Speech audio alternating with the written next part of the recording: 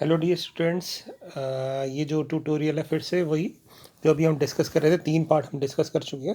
But good news ये है कि सीबीएसई ने जो ये पेपर के लिंक थे सब हटा लिए, क्योंकि बहुत सारी गलतियां थी, तो बहुत सारी बातें हो रही थी उनके बारे में कि इतनी सारी मिस्टेक्स हैं इस पेपर में, इस टाइम पे शेयर नहीं करना चाहिए। तो सीबीएसई ने वो लिंक हटा दिया। इसका मतलब ये पेपर इतना इंपॉर्टेंट नहीं है। बट क्योंकि हम स्टार्ट कर चुके हैं, ऑलमोस्ट 50% से ज़्यादा हम पेपर कर चुके हैं, 30 क्वेश्चन डिस्कस कर चुके थे, तो रिमेनिंग क्वेश्चन जो बचते हैं वो इस वाले ट्यूटोरियल में मैं डिस्कस कर लूँगा, ताकि कुछ बच्चे होते हैं जो रियली कुछ सीखना चाहते हैं, एक्स्ट्रा सीखना चाहते हैं। इवन दो ये क्वेश्चन पेपर वहाँ से हट गया है, बट हमें सीखना है। हो सकता है कि पेपर में आ जाए, नहीं भी आए तो फ्यूचर लर्निंग के लिए, अपनी प्रैक्टिस के लिए हम ये डिस्कस कर लेते हैं। ठीक है, तो ये लास्ट रहेगा ट्यूटोरियल इसका, जिसमें हम रिमेनिंग क्वेश्चन सारे डिस्कस कर लेंगे। 46 से लेकर 50 तक क्वेश्चन फिर से डिलीटेड था, तो मैं उसको डिस्कस नहीं करूँगा क्योंकि वो आउट ऑफ सिलेबस है। ठीक है ना, तो टॉपिक ही टच नहीं करते उसको, वही सेम चैप्टर नंबर 6 से है, तो हम उसको छोड़ देते हैं। तो हम 45 तक फटाफट इस वाले ट्यूटोरियल में डिस्कस कर लेंगे। बहुत इजी क्वेश्चन है, आपको आता भी होगा। D x by d y निकालना है, तो डी पैरामीट्रिक फॉर्म में कैसे निकालते हैं हम कहते हैं d x by d t और d y by d t का रिजल्ट निकाल के दोनों को डिवाइड कर देंगे, या फिर बेसिकली डिवाइड नहीं कहेंगे तो हम कहेंगे d x by d t into d y by d t. तो d x by d t मतलब इसका derivative with respect to t, तो हो जाएगा 280, क्योंकि ए कॉन्स्टेंट है और टी स्क्वायर का डेरिवेटिव 2 है, 2t, और यहाँ पे 2a कॉन्स्टेंट है, टी का डेरिवेटिव 1, तो 2a से 2a कट गया, हमारे पास आंसर आ गया t, यानी d x by d t आ जाएगा t। तो ऑप्शन नंबर बी करेक्ट होगी। बहुत इजी क्वेश्चन था ये। फिर से क्वेश्चन डिलीटेड है, बट क्योंकि डिफ्रेंसिएशन की एप्लीकेशन है, हो सकता है फ्यूचर में आपके लिए आए, तो मैं बता देता हूँ। ये कह रहा है कि चिन्मय ने एक बैडमिंटन कोर्ट मेजर किया जो जिसकी विथ थी 6.1, ठीक है, ब्रेथ होकर 6.1, और लेंथ एक्चुअल में थी 13.2, बट उसने मेजर की 0.02 एरर से, यानी ये गलती से उसने इतना एक्स्ट्रा या कम मेजर किया। तो पूछ रहा है कि इसके मेजर करने से एरिया में कितना चेंज आएगा, वो हमें बताना है। तो बहुत सिंपल सा कंसेप्ट है कि हम कहेंगे भी ए रेक्टेंगल का एरिया होता है लेंथ इंटू ब्रेथ। तो अगर मैं इसको डिफ्रेंशिएट करूँगा, अब मैं इसको डिफरेंशिएट किसी भी रिस्पेक्ट में कर सकता हूँ, बट क्योंकि आपने इसके बारे में ज़्यादा नहीं पढ़ा, तो मैं आपको ही समझाऊंगा कि इसको ना टाइम के रिस्पेक्ट में कर लेते हैं। मैं इसको भी टाइम हटा भी दूंगा, ठीक है, क्योंकि ज़्यादा आपने किया नहीं, तो मैं टाइम से ज़्यादा हमको समझा पाऊंगा, क्योंकि अभी हमने क्वेश्चन टाइम के रिस्पेक्ट में किया था। ठीक है, नहीं तो उसके बिना भी हो जाता है, हम किसी के रिस्पेक्ट में भी डिफ्रेंशिएट कर सकते हैं। तो बी के रिस्पेक्ट में भी कर सकते हैं, एल के रिस्पेक्ट में भी कर सकते हैं। मान लेते हैं अगर, क्योंकि यहाँ पे देखो लेंथ में ब्रेथ में चेंज नहीं है, तो ब्रेथ के रिस्पेक्ट में भी कर सकते हैं, नहीं तो एल के भी रिस्पेक्ट में कर सकते हैं। तो यहाँ पे लगेगा बेटा प्रोडक्ट टूल, तो ये बन जाएगा l d b by d t plus b d l by d t. ठीक है, अब क्योंकि टाइम का तो कोई लेना देना है नहीं, तो टाइम को मैंने हटा दिया। तो हमें इसको, अगर मैं डायरेक्टली समझाता कि इसको ऐसे लिखा है तो आपको समझ नहीं आता, इसलिए मैंने टाइम के रिस्पेक्ट में समझाया। अब यानी डी ए मतलब चेंज, तो चेंज इन एरिया निकालने के लिए हमें यहाँ पे वैल्यू पुट करनी पड़ेगी। तो यहाँ पे वैल्यू पुट करते हैं। लेंथ हमारी है 13.2, यहाँ डी बी मतलब चेंज इन ब्रेथ, तो ब्रेथ में तो कोई चेंज है नहीं, उसने तो बोला नहीं, तो इसका मतलब ब्रेथ उसने एग्जैक्ट मेजर की, तो चेंज कुछ नहीं है, एरर कुछ नहीं है। ब्रेथ, यहाँ पे ब्रेथ है 6.1 और एरर में कितना चेंज है 0.02, देन ये टर्म जीरो हो जाएगी। इसको हम सॉल्व करते हैं। सो 6.1 को 2 से मल्टीप्लाई करेंगे 122 आएगा। डेसिमल के बाद 1 2 और 3 डिजिट है, तो डेसिमल यहाँ लग जाएगा, तो ये आ जाएगा 0.122, यानी बी हमारा ऑप्शन हो जाएगी, यानी इतना एरर आ जाएगा एरिया में। तो हालांकि ये भी डिलीटेड है, आएगा नहीं, बट क्योंकि पेपर में था तो हमने इसको ऐसे डिस्कस कर लिया। ये भी rate of change of quantity का, ये भी डिलीटेड है, बट जिन बच्चों को एक्स्ट्रा नॉलेज है चाहिए तो उनको मैं समझा देता हूँ। यहाँ ये कह रहे हैं कि ना डोसा जो है यहाँ पे बन रहा है, डोसा बन रहा है, तो हम इसलिए हम धीरे धीरे इसको फैलाते जा रहे हैं। तो फैलाते जा रहे हैं, इसका मतलब सर्कल बढ़ रहा है, उसकी रेडियस बढ़ रही है, तो उसकी रेडियस की बढ़ने की वजह से एरिया में भी चेंज आ रहा है। तो हमसे पूछ रहा है कि rate of change of area क्या होगा, तो हम कहेंगे एरिया होता है हमारा पाई आर स्क्वायर। अब क्योंकि रेडियस टाइम के रिस्पेक्ट में चेंज हो रही है पर सेकेंड, यहाँ लिखा हुआ है, तो हम कहेंगे D R by d T जो दिया हुआ है हमें वो 2 है। तो ऑब्वियसली अगर रेडियस टाइम के रिस्पेक्ट में चेंज हो रही है, तो एरिया भी टाइम के रिस्पेक्ट में चेंज होगा, तो हम इसको टाइम के रिस्पेक्ट में डिफरेंशिएट कर देंगे। तो यहाँ पे पाई कांस्टेंट है, आर स्क्वायर का डेरिवेटिव 2r, फिर आर का डेरिवेटिव लेंगे D R by d T, बस इतना ही करना है। अब आप वैल्यू पुट कर दो, आर की वैल्यू दी हुई है हमें, कितनी आर की वैल्यू, जब रेडियस 6 सेंटीमीटर है, D R by d T दिया हुआ है, जब ये 2 है, तो 6 to the 12 to the 24 पाई, और क्योंकि एरिया हमेशा सेंटीमीटर स्क्वायर में होता है और पर सेकंड, तो ये हमारा आंसर हो जाएगा। तो कौन सा आंसर होगा देख सकते हैं, 24, ये और यूनिट गलत है इसकी, तो इसलिए इसको भी हटा देंगे, ये हो जाएगी सेंटीमीटर स्क्वायर पर सेकंड। अब चलते हैं आगे, ये तो बहुत इजी क्वेश्चन है।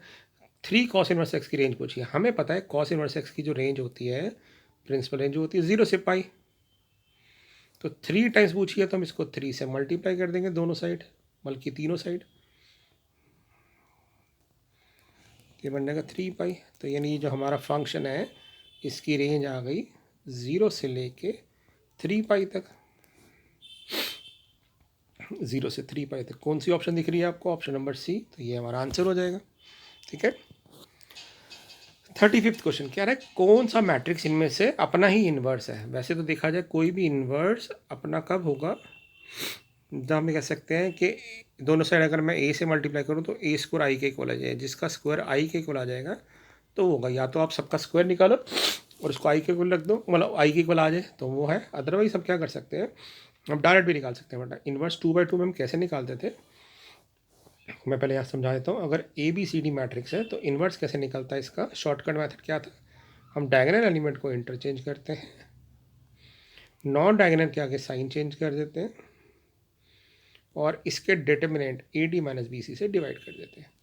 तो इसका इन्वर्स क्या हो जाएगा, 3 और 3 को इंटरचेंज करेगा तो सेम रहेगा, -2 -4 हो जाएगा, और इसका डिटर्मिनेंट 1 आ रहा है, 9 - 8, तो ये हमारा इन्वर्स हो गया। तो ये अपने इक्वल नहीं है क्योंकि देखो मैच नहीं कर रहा ना ये एलिमेंट, तो ये हमारी ऑप्शन गई।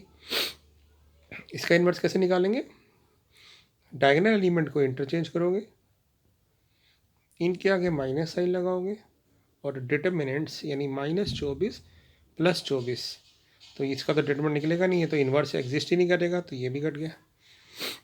यहाँ देखते हैं इसका इन्वर्स कैसे निकालेंगे, डायगोनल एलिमेंट को इंटरचेंज करेंगे, -2 और 2, इनके आगे माइनस साइन लगाएंगे और डिटर्मिनेंट -4 + 3 यानी -1 से डिवाइड करेंगे।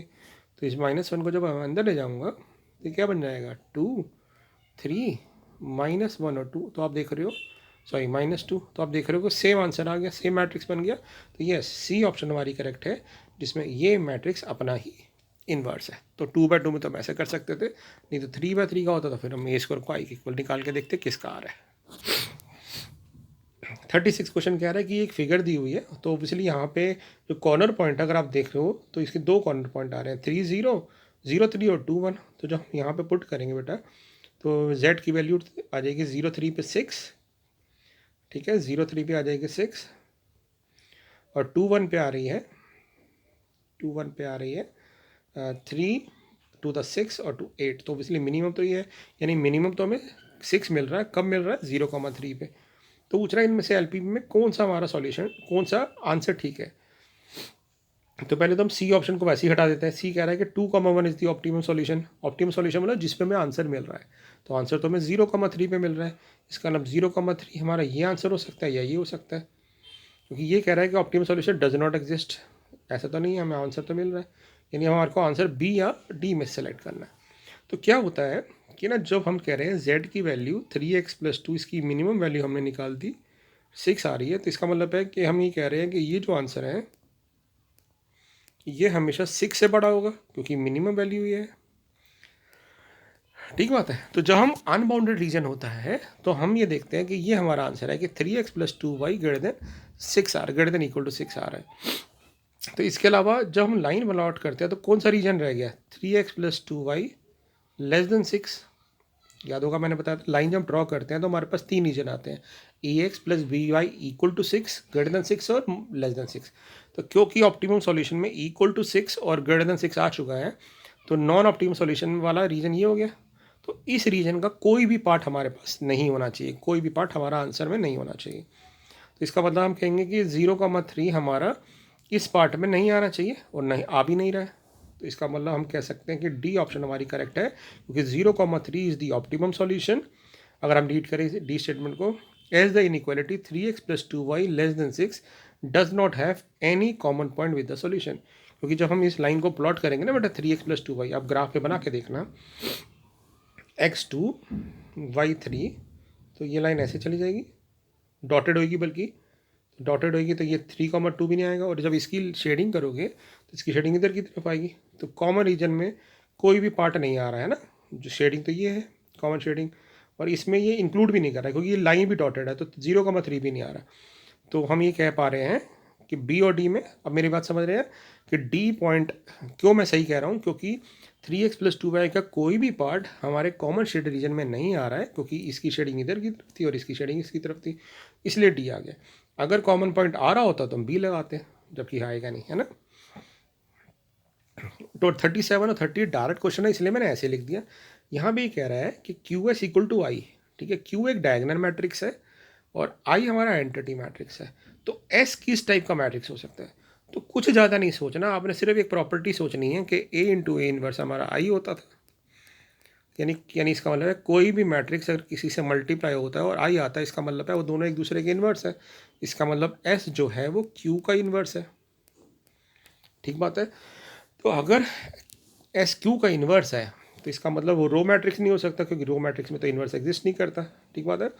और अगर कोई डायगोनल मैट्रिक्स है तो उसका जो इन्वर्स होता है वो डायगोनल मैट्रिक्स ही आता है, आपको पता होगा, ठीक है ना। अब एक और बात है कि यहाँ पे एक प्रॉब्लम पता है क्या हो गई, कि डायगोनल मैट्रिक्स डेफिनेटली ट्रू होगा। डायगोनल मैट्रिक्स को क्योंकि प्रॉब्लम मतलब आपके माइंड में आ सकता है स्केलर भी हो सकता है, बट स्केलर में ना सारे एलिमेंट जरूरी नहीं सेम हो, तो इसलिए ये होगा। अदरवाइज मैंने आपको एक ट्रिक बताई थी, अगर आपको याद हो, कि अगर कोई मैट्रिक्स इस तरह से है और डायगोनल मैट्रिक्स है तो इसका जब इन्वर्स निकलता है ना, तो इसका इन्वर्स होता है 1/ABC, और ये इनकी पावर माइनस हो जाती है, अगर आपको याद हो, यानी इसका मतलब ये भी डायगोनल ही आता है। तो इसका मतलब है कि डायगोनल मैट्रिक्स का इन्वर्स भी डायगोनल ही होता है। तो हम कहेंगे ऑप्शन नंबर डी हमारी करेक्ट हो गई। 30th क्वेश्चन देखते हैं। ये कह रहा है इनमें से कौन सी स्टेटमेंट सही है, एक बार पढ़े। पहली स्टेटमेंट कह रहा है all optimum solution at all the optimal solution all the resources completely utilize. जरूरी नहीं है, क्योंकि हमें कई बार होता है इक्वेशन को मैक्सिमाइज या मिनिमाइज करना होता है, तो हम किसी रिसोर्सेज को बिल्कुल यूज ना करें। ऐसे हो सकता है कभी पॉइंट आ गया 0,3 पे हमारा मिनिमम वैल्यू मिल गई, जैसे पिछले में मिल रही थी, तो इसका मतलब हमने एक्स को यूज़ ही नहीं किया, तो सारे रिसोर्सेज यूज़ तो कम्प्लीटली नहीं हुए, यानी ये ऑप्शन तो नहीं सही है।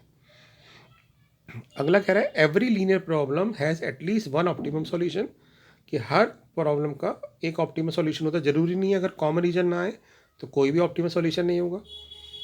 Every linear program can have infinitely many optimal solution, but ये भी जरूरत नहीं है, क्योंकि हर एलपीपी का इनफाइनाइट सॉल्यूशन थोड़ी आते हैं, किसी का एक आंसर आता है।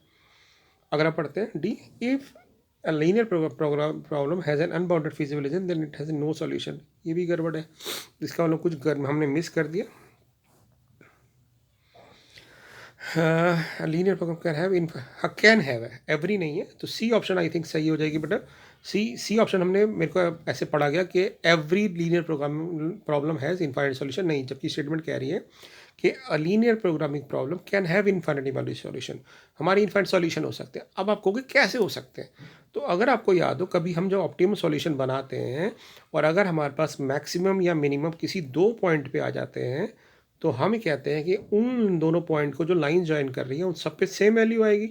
यानी इन सारे इन पॉइंट्स पे, एक लाइन पे कितने पॉइंट्स होते हैं एक लाइन सेगमेंट पे, आपको इनफाइनाइट, ठीक है। तो एक लाइन पे अगर इनफाइनाइट पॉइंट आ रहे हैं तो उन इनफाइनाइट पॉइंट पे सब पे सेम वैल्यू आएगी।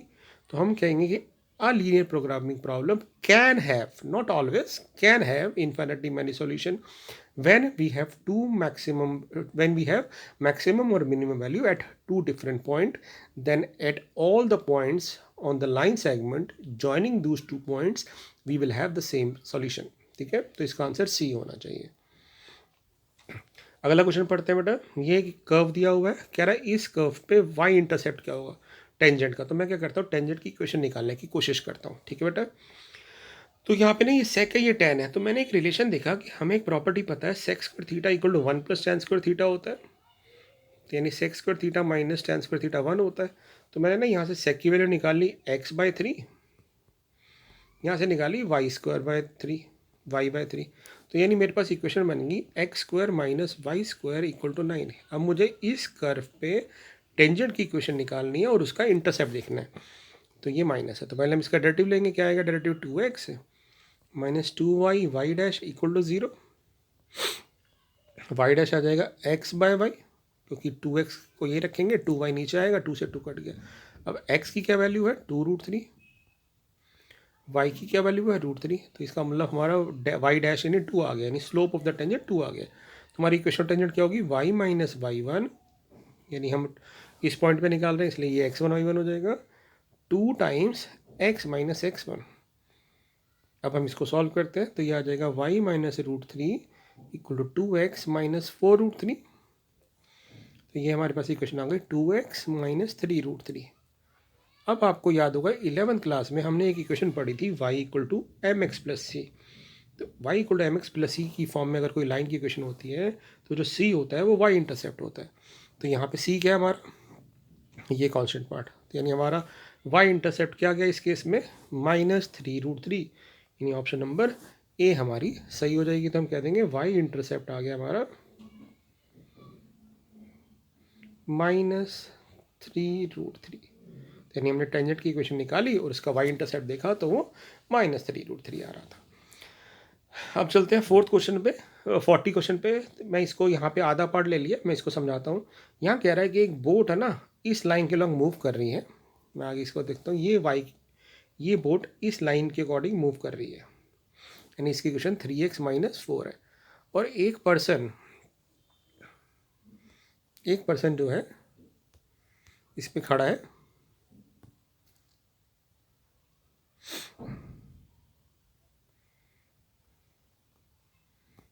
एक मिनट, तो हम एक पर्सन हमारा इस पे खड़ा है अगली लाइन पे, जो यहाँ पे था 6,3 पॉइंट पे। ये कह रहा है ये बोट इसी लाइन पे मूव करती है, तो यहाँ से ये नीरेस्ट कब होगा, मतलब, और हमें पता है कि नीरेस्ट डिस्टेंस हमेशा परपेंडिकुलर डिस्टेंस होती है। तो हम क्या करेंगे, यहाँ से एक लाइन खींचेंगे जो इस पर परपेंडिकुलर होगी।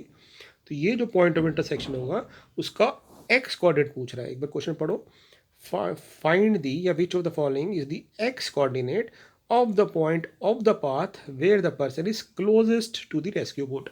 और हमने पढ़ा हुआ है कि जो परपेंडिकुलर डिस्टेंस होती है वो हमेशा शॉर्टेज डिस्टेंस होती है। तो बेसिकली ये कह सकते हैं कि 11th क्लास का क्वेश्चन है। तो हम पहले क्या करेंगे, ये पी क्यू लाइन मान लेते हैं, हम पी क्यू की इक्वेशन ढूंढने की कोशिश करेंगे। तो हम कहेंगे इस लाइन का स्लोप क्या रहा बेटा, इस लाइन का स्लोप जो है जिसमें बोर्ड मूव कर रही है उसका स्लोप है 3, है ना, इसका स्लोप 3 है। क्यों है स्लोप 3, पता चल गया, क्योंकि इसका डेरिवेटिव 3 आ रहा है कह सकते हैं, या y equal to m x form में है। तो स्लोप ऑफ पी क्यू क्या आ जाएगा, क्योंकि पी क्यू इस पर नॉर्मल है तो पी क्यू का स्लोप हो जाएगा -1/3। तो हम क्या करते हैं, इक्वेशन ऑफ पी क्यू ढूंढने की कोशिश करते हैं। तो इक्वेशन ऑफ पी क्यू क्या होगी, y माइनस 3, क्योंकि ये इस पॉइंट से पास कर रहा है, स्लोप -1/3 x माइनस 6। इसको जब सॉल्व करोगे तो ये आ जाएगा 3y minus 9 equal to minus x plus 6। सबको एक साइड ले जाएंगे तो x plus 3y equal to 15। तो ये पी क्यू की इक्वेशन आ गई। अब हमें ये पॉइंट ढूंढना है कि जहाँ पे ये आपस में इंटरसेक्ट करेगी। तो इंटरसेक्ट कैसे निकालते हैं, हम दोनों इक्वेशन को सॉल्व कर लेते हैं।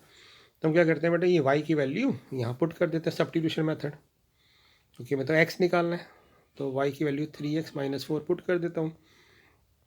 तो ये आ जाएगा x plus 9x minus 12 equal to 15। तो ये आ जाएगा 10x इक्वल टू 27। तो x मेरे पास आ गया 2.7, यानी पॉइंट ऑफ इंटरसेक्शन का x कोऑर्डिनेट 2.7 होगा, और हमसे यही पूछा गया था, तो ये 2.7 हो जाएगा। तो यहाँ पे सिर्फ डेरिवेटिव का कंसेप्ट लगा जिसमें हम स्लोप निकालना पड़ा, हालांकि हम उसके बिना भी कर सकते थे। तो ये एक तरह से 12th क्लास का क्वेश्चन 11th में भी यूज़ हो सकता है, ठीक है बेटा। उसके बाद लास्ट 5 क्वेश्चंस, 2 केस स्टडीज़ दी हुई थी प्रैक्टिस करने के लिए। तो एक केस स्टडी तो बिल्कुल ही आउट ऑफ सिलेबस थी, तो मैं वो डिस्कस नहीं कर रहा। एक केस स्टडी जिसके पहले 5 क्वेश्चन है वो हम डिस्कस करते हैं, ठीक है बेटा। यहाँ ये कह रहा है कि ये ई मैट्रिक्स और एक एफ मैट्रिक्स है, माइनर ऑफ E22 का माइनर कैसे निकालते हैं, इस रो को डिलीट करते हैं, इस कॉलम को, तो वो हमारा के है, that is equal to negative of the minor, वो F11 के माइनर का नेगेटिव है। F11 ये हो गया, इसका माइनर कैसे निकालेंगे, इसको डिलीट करेंगे, तो इसका माइनर हो गया हमारे पास -3, यानी एक तरह से के हमारे पास 3 आ गया। तो हमसे पूछा था के की वैल्यू निकालो, तो हम कह देंगे के हमारे पास आ रहा है 3, समझे बात। अब इसके आगे इसी के ऊपर बेस पे हम सारे क्वेश्चंस करेंगे फटाफट, बट पहले आप देख लीजिए मैंने क्या किया, माइनर एक का दे रखा था, हमने उसके बेसिस पे दूसरा माइनर निकाल लिया, ठीक है। चलिए बात करते हैं अब आगे। अगले पार्ट की। तो यहाँ पे के की वैल्यू कौन सी ऑप्शन होगी हम देख सकते हैं फटाफट। ऑप्शन नंबर हमारी है आई थिंक सी ऑप्शन हमारी करेक्ट हो रही है। ठीक है बेटा। अब वो कह रहा है, ये हमारी सी ऑप्शन हो गई। अब कह रहा है व्हाट इज द को फैक्टर ऑफ E12। एक बार मैं डिलीट कर देता हूँ इसको। E12 पोजीशन, E12 ये है, तो इसको डिलीट किया हमने। तो इसका को फैक्टर सामने वाला हो गया 9, बट को फैक्टर में तो ऑड पोजीशन है, तो साइन चेंज कर देंगे तो -9। तो 42 का हमारा आंसर ए होना चाहिए। तो 42 का हमारा आंसर ए ऑप्शन है। ठीक है। अब कह रहा है which of the following is the adjoint of A ई। तो अभी मैंने आपको बताया था 2/2 में हम इन्वर्स कैसे निकालते हैं, कैसे निकालते हैं। अब पहले मैं ना ई को बना दूंगा आपके लिए। ई हमारे पास क्या हो गया, इसकी वैल्यू 3 आ गई है, इसकी -6 है, इसकी 9 है। तो इसका इन्वर्स कैसे निकालते हैं, इन दोनों को इंटरचेंज करते हैं। तो ये बन जाएगा 12 और 3, इनके आगे साइन चेंज करते हैं और डिटरमिनेंट से डिवाइड करते हैं। तो 36 + 9 × 54 ये आ जाता है इन्वर्स। तो ये जो मैट्रिक्स होता है जो चेंज करके आया होता है उसको हम कहते हैं एडजॉइंट। यानी इसका मतलब ई का एडजॉइंट है 12 6 - 9 3। तो 12 6 - 9 3, तो ये हमारी ऑप्शन दिख रही है। तो हम कहते हैं Q is the adjoint of E matrix. अब वो पूछ रहा है इसका इन्वर्स क्या होगा। तो इन्वर्स तो अभी हम निकाल ही चुके हैं यहाँ पे। इन्वर्स कैसे निकाला हमने, 12 6 - 9 3 को डिवाइड कर देंगे, ये कितना आ रहा है 90। तो 90 से आप सबको डिवाइड कर दो और देखो कौन सी ऑप्शन आती है। तो जब हम इसको 90 को अंदर ले जाएंगे तो ये आ जाएगा -1/10, ये 3/19, ये 1/30। एक बार इसी से भी चेक कर सकते हैं कौन सी ऑप्शन सही आ रही है हमारी। ठीक है ना। तो यहाँ पे आई थिंक -1/10 और 1/30, इसी से पता चल रहा है कि डी ऑप्शन सही आ रही है, क्योंकि मैंने बाकी को सॉल्व ही नहीं किया, क्योंकि बाकी सब में ये चेंज आ रहा है। तो हम कह देंगे इसका इन्वर्स डी हो जाएगा। हालांकि पूरा इन्वर्स हम निकाल चुके हैं, सबको आप डिवाइड कर दोगे तो। और लास्ट क्वेश्चन देखते हैं बेटा। ये कह रहा है इनमें से कौन सी स्टेटमेंट सही है। एडजॉइंट ऑफ ई -f0 आ रहा है, तो हम पहले ना एडजॉइंट ऑफ ई निकाल लेते हैं। एडजॉइंट ऑफ ई क्या हो जाएगा, अभी हमने निकाला था यहाँ पे, इसका एडजॉइंट आया था 12 6 - 9 3, ये एडजॉइंट ऑफ ई आया था। और ये एफ है, तो हम देख रहे हैं कि अगर मैं इसको एफ में ऐड करूँगा तो सारे कट जाएंगे। 12 - 12 6 - 6 -9 + 9 -3 -3। इसका मतलब मेरी ऑप्शन क्या है, adjoint of E plus F = 0 हो रहा है, क्योंकि मैं दोनों को ऐड कर रहा हूँ तो वो कट रहे हैं ना। इसका मतलब हमारी ऑप्शन कौन सी सही हो जाएगी, 45th की ऑप्शन नंबर सी करेक्ट हो जाएगी। तो ये हमने पूरा पेपर कर डाला। तो ये कुछ एक्स्ट्रा क्वेश्चंस थे जो सीबीएसई ने दिए थे प्रैक्टिस करने के लिए। They are given for the practice, but बाद में उन्होंने डिलीट कर दिया इसको, लिंक को, क्योंकि बहुत सारी प्रॉब्लम थी, बहुत सारी एरर थी, बहुत सारे लूप होल थे और बहुत सारे क्वेश्चन ऐसे थे जो आउट ऑफ सिलेबस थे। तो फिर उनको वापस लेना पड़ा। ठीक है, क्योंकि बहुत सारे टीचर्स ने पॉइंट आउट किया। तो अच्छा है सीबीएसई ने डिलीट कर दिया इसको, ताकि कन्फ्यूजन नहीं होगी अब। बट जिन बच्चों को पता चला इनके बारे में, तो आप प्रैक्टिस कर सकते हैं, ताकि और ज़्यादा कॉन्फिडेंस लेवल आपको बूस्टअप हो। ठीक है, थैंक यू। मिलते हैं अगले ट्यूटोरियल में। अब मैं चैप्टर वाइज नोट्स डालूंगा, ताकि जो जो प्रॉब्लम्स आ रही है बच्चों की उनको हम डिस्कस करेंगे। Thank you.